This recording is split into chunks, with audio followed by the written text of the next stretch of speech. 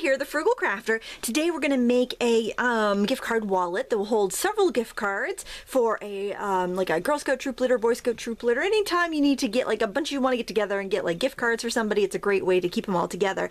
And last week I showed you my Christmas card stash, and this was a stamp that got requested to be used a lot, so I thought I would use this on the project today. So what I have here is I've already stamped it with waterproof ink. Doesn't really matter, any ink is fine. And I also stamped a little Happy Holidays. I've got a couple scraps of paper. One is 12 inches by about 5, and this one's, I'd say, 12 inches about 4. And we're going to use that to make the wallet with. And you're also going to need some envelopes. And the reason I'm actually doing this is that I have a box of envelopes, like a big box of envelopes, and it's humid in my basement this summer and they sealed shut. So I'm going to use this on the project so they won't go to waste. Okay, I'm going to zoom in a bit, and we're going to use colored pencils to color this. One of the people that requested this particular image also said she used colored pencils, so I thought that would be great. I'm not going to use Gamsol with it because when I work with colored pencils on colored paper, I like to keep it pretty bold. So I'm just going in with some dark brown along the edges. Doesn't matter what brand you use. I got a wicked deal on these Lyra ones a couple months ago, and I couldn't resist. And I always love to try new brands to see if I can like recommend them, or if they're a waste of money. I'd rather, you know, if I get a good deal on it, I'd rather kind of take one for the team and see if they're worth it or not. I really enjoy these. I think they're I don't know, I got a set of 36. I'm not sure what I paid for them. It was, I think, like maybe 18 bucks or less at Blick. I'm not affiliated, I just get a lot of supplies there, so you know, you always have those few things in your cart to get you up to the free shipping. At least I do anyway. And I've got this like kind of medium yellowish brown. I'm just going in and overlapping what I've already colored, and also kind of pulling the color in towards the center. And I'm reducing my pressure as I get towards the middle. And now I'm going in with a lighter kind of yellow ochre color. And I'm not giving you exact names personally because I don't know them, but also because really, if you get just the colors in the ballpark, you're going to be fine. You don't have to have, you know, this particular color or that particular color. Now I want to highlight, so I think I'm going to go in with just, since this is a set of 36, I don't have all the colors that I have in my like Color Soft or my Prismacolors. I'm just going to go in with white. See? So I also want to show you that, you know, it doesn't matter. You could be using your prangs, you could be using your Crayolas, you know, whatever you have, and still be fine. I'm actually coloring pretty firmly. I'm going to blend with the white, but then I'm going to go over it again with that yellow ochre color, just to kind of blend it in. And it'll help make it stand out a little bit from the background, because it is pretty close. It's right in there. And blend. So the reason I don't use Gamsol or mineral spirits or baby oil when I'm working on colored paper usually is because it makes it more transparent, and I don't want the colors to be transparent. So I'm just kind of doing a final burnish over with the yellow ochre color. Now I want to give that matte a little bit of color, so I think I'm going to use this. It's a very, very light gray. I'm just going to kind of go on the edge of my pencil and just going to color it in. Oh, it stands out quite a bit. I'm going to add some other color to it, but I just wanted to I didn't want that second color to be too overpowering, so I'm just going in with a little bit of this gray that almost looks white. And I think I'm going to go with some light blue. You could do like a mint green, that would look really pretty too. I'm seeing some, I don't know if you can see it, I'm noticing some scratchy lines because I was using some older die cutting plates, and they have left some scratches, but that's alright. I don't think it's really going to show up when I'm done. But I can see it now when I just kind of go over with a light coat of the pencil. I can see it.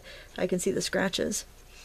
I also want to apologize in advance in case my water pump goes off, because it is Saturday afternoon when I'm filming this, and the whole house is here, and you know, get people doing their thing, taking showers, running the dishwasher, all that stuff.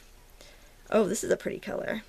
So by putting that white or that light gray underneath, that opaque color, it's really making these lighter colors kind of pop because it's got a lighter base underneath it, and it's also making this color very opaque. Don't worry about the antlers, we can go over those after, so don't worry about that. It's easier to to go over it after than is to try to work around it. It will look a little awkward if I tried to color around those antlers. And also I can bring the blue right up to the reindeer, and the blue's going to get less potent as it comes away from the edges because I didn't put that white underneath all the way over. And I want a little green in there, so I have to do a lot more work because I don't have all the colors here. Let me just tip it a little bit. You're seeing some of the wax bloom, so it is kind of reflecting a little bit, so I just wanted to tip it so you could see. I want a little bit of this cooler evergreen color, so I'm just going in on top of it with a very little pressure.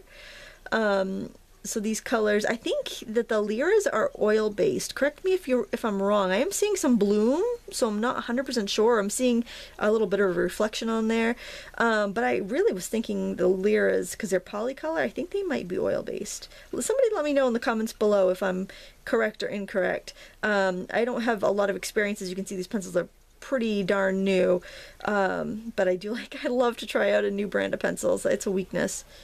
I figured it's better than, better than smoking.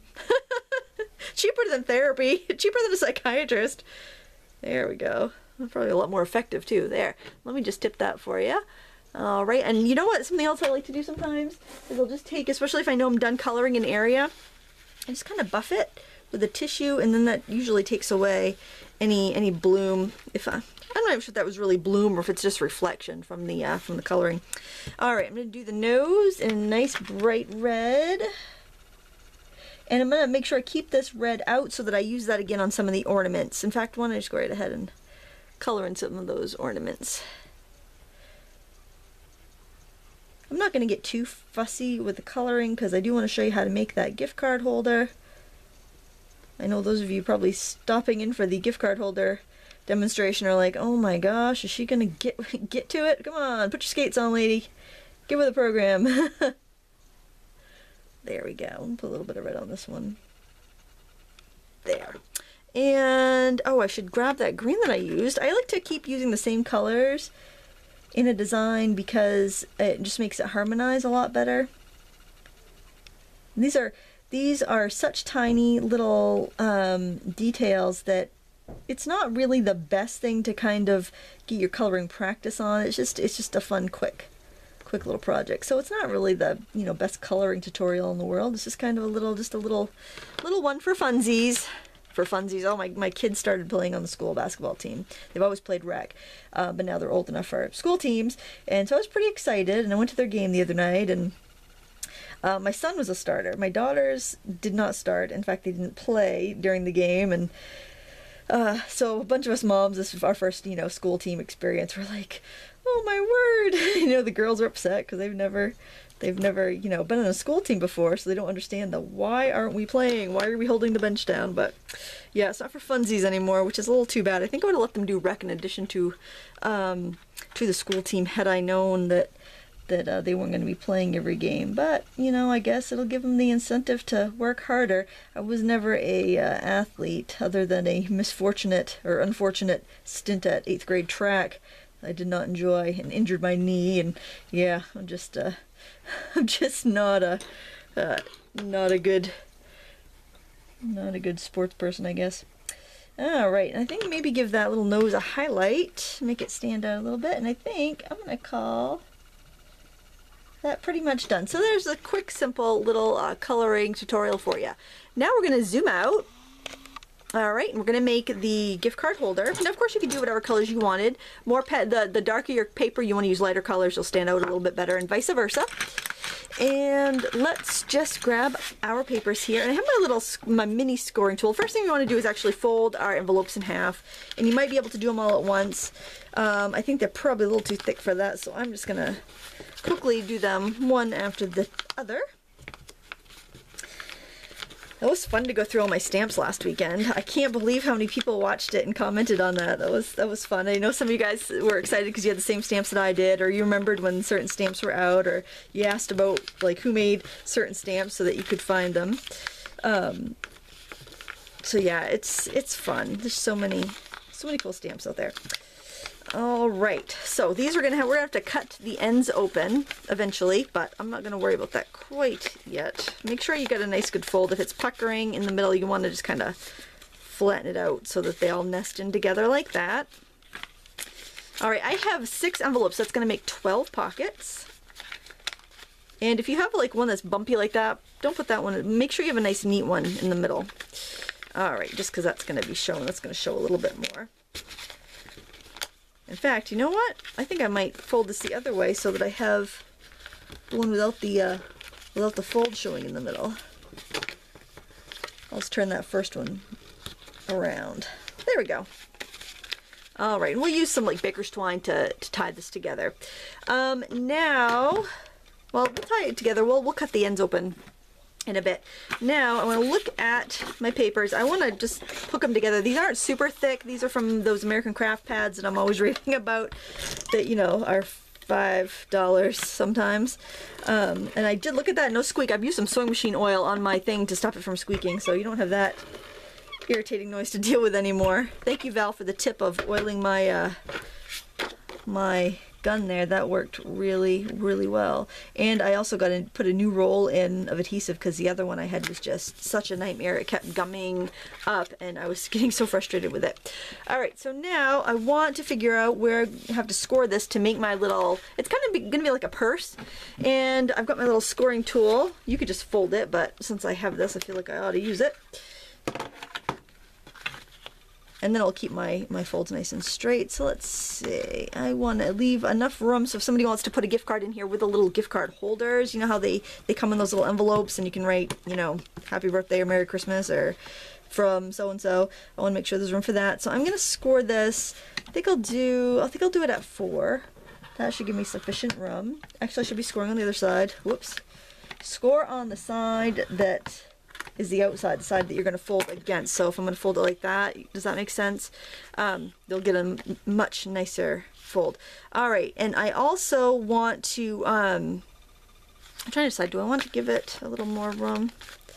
Yeah, I think I need to give it a little more room. That's not going to be enough to hold that. So, you know, there's not going to be enough room for that whole big signature of cards. So I am going to give it like, yeah, I think I'll get a full inch. Okay, and again, I scored it on the wrong cotton picking side there. Goodness gracious. There. Okay, so how's that gonna go? That will be all right. So that will close like that. And I think I want it to kind of close up like a purse. So what I'm gonna do, how far did I go? I went 4 inches, right? Okay, so I'm gonna go 4 inches again here. So this is kind of, you build it on the fly, you know, to suit your needs. And again, on the wrong side. Oh my goodness gracious. Oh, it's a professional paper crafter here. Kind of. Alright, so then I can have it close like that. Let me see if it's going to close well like that or if I'm going to need another gusset on the top. I might need another gusset on the top. Yeah, at least a smaller one because it's just going to be, it's going to pucker. It's going to be not a very good fit. Ha! The right side. Wool wonders ever cease, folks. Do I want, you know what, I do have room to do a full inch on the top. Why don't I do that? And this is how you score your paper, folks. Professional. Alrighty then. Okay, and I think I'm not going to do anything fancy. I'm going to grab a corner rounder and I'm going to round these puppies just like that. Really, what else do you need? Okay, I like that. So, I'm going to now put this in here, and I want to make sure that that's going to stay centered, so all I have to do here is just make a little snip, a little slit right here in the center. I'm just going to eyeball it. You could take a tiny little round punch if you wanted to and make a very professional looking little notch there, but really that's going to do the trick. And I think I'll just use some baker's twine here. Paper mat. Some paper mat baker's twine. Yes, sir. And then I'm just going to tie it in. And really, that's how you make that. So, sorry if you waited that whole time watching me color just to get that little tidbit of information. It's such an easy thing to make, actually. And you could hide your knot on the inside. I'm actually going to tie this in a bow. Hopefully, it'll tie well. And that notch will keep your stuff from slipping, so I'm actually going to try to pull it a little bit tighter than I normally would, just so that I don't have papers falling out on me. It always gets a little looser when I go to make my bow. And I'm just going to double knot the bow, kind of like you do your kids' sneakers, so they stay on their feet all day and they don't walk around with, you know, tripping on their laces. So you get a little bow there. And now, look, I cut myself, this is so embarrassing. Doing a tutorial the other day, and I cut my finger trying to cut a piece of ribbon. Just V-notch a piece of ribbon, and I V-notched my finger. It was very, very unfortunate, and so I had to edit that video because I was good though. I didn't swear or anything, but I was like, no, I can't bleed on my project. I had to run and get a band-aid. It's amazing how much your fingers bleed when you nick them with a pair of nice sharp sewing scissors. Those nice sharp ones used for your ribbon that you don't let anybody use for anything else. Those are really sharp. Alright, hope you guys are getting your Christmas stuff all together if you celebrate Christmas. Well, you probably wouldn't be watching this if you didn't. Although, you know, you could change up the paper and do this for another holiday, do it for a birthday. So, never mind, anybody can do this. It's for everybody. I am not stressed, but I also feel like I'm not ready. But luckily, my awesome husband did a lot of the shopping, so I told him I'd wrap everything. He goes, that's not really fair. You like to wrap. And I hate to shop, so, well, maybe not. Maybe it isn't really fair, but I'll take that deal. Alright, so there's our little thingamabob. I think I'm going to put the Happy Holidays on the front, and I think I'm going to put the Rudolph on the back. You know, I missed Rudolph, but oh, this works so much better now that I oiled it. There's a little tip for you. Thank you, Val. Oil your you know what I did? I pulled up on this I opened this up, pulled up on that bottom part, and just I could squeeze some oil in there, but then I took the screw out of that and just dripped some oil down the center hole on that one. That's all I did. It was nothing fancy. In case you're curious there. All right. And what do we have for time? 16:45. Gosh, I feel like this is a long tutorial. I've been editing so many more lately, and you know how I love editing. I'm just going to glue that on there. And so I feel like, oh, that's boring. And if I mute myself, I'm thinking, what am I? I'm not even doing anything. I'm just, flapping my gums, It's like, that's going to be cut. I don't know if it's for the better or for the worse. I guess I could do a little bit of everything. I'll do some like this, and I'll do some that are polished and edited, and, there'll be something for everyone here. Okay, I think I want to close this with, I could use a magnet, or I could use Velcro. What do you think? I don't know. I also want to put a little, here we go, one of these to and from. I'm just going to figure out what one do I like the best here on the bottom. Oh, that's kind of cute. That's a snowman. What do you guys think? This one's kind of cute too. This was also from that American Crafts paper. There was a sheet just of like Christmas tags, and that you can just cut out. So it's a cool background paper, but it's actually really, really cool as tags. All right. Oh, I think I like that one. I think I'm gonna go with this one. All right, hang on a moment. I'm gonna get some Velcro. We'll be back, and we're gonna finish this up. All right, my hot glue gun is not heated up right now, so I would probably recommend doing this with hot glue, but I'm going to see if this ATG adhesive will cut it here. I'm going to put some right, it's not even sticking to that. All right, so what you want to do to finish this up is use some hot glue, because that's going to cut it and this isn't. And you want to put it where you want it, and then you want to put glue there, and you want to close it. And then, let me just pause it and heat my hot glue up. This is ridiculous. Okay, I have heated up my hot glue, and actually what I'm going to do is I'm going to go ahead and put a dollop on the inside cover. Try to get it in the center. And it's chilly down here, so it's going to set up really well, really quickly. I also decided to grab some buttons. I don't know which side I'm going to put it. I think I'll put them on the front, because the back's got this decoration on it already, so I think I'll just put it maybe on the front like that. I can do that right now while I'm waiting for, just double checking that I have my glue.